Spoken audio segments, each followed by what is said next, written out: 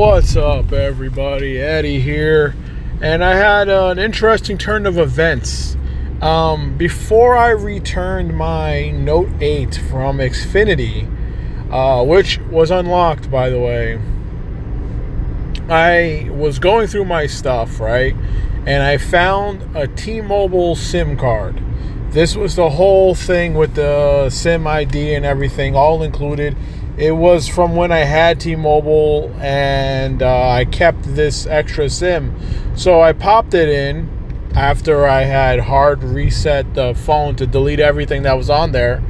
I popped this SIM in, did the whole setup process, and I had service. Obviously, not right off the bat. I had to contact T-Mobile, and I set up prepaid with them. Right, the minimum was $10 to give you 30 minutes of talk time and a couple other features. The very bare minimum, because I didn't want to spend too much to find out if this would work or not. And turns out it does. During the setup process, it was under H+ and would switch to 3G frequently, right?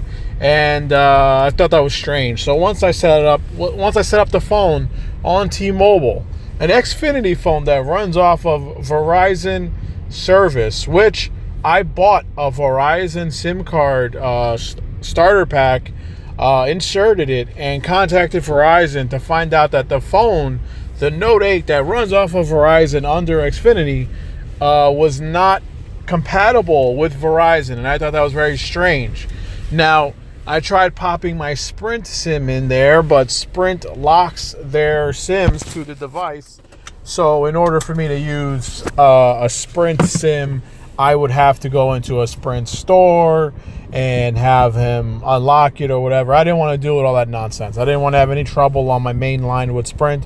So I found this, I tried it out, and I did a speed test.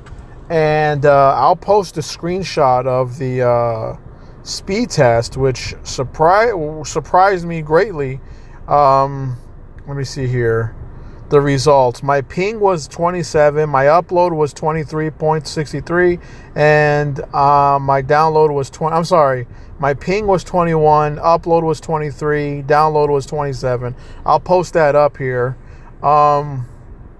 And that was on LTE. And right now I drove to Wawa. It's still on LTE.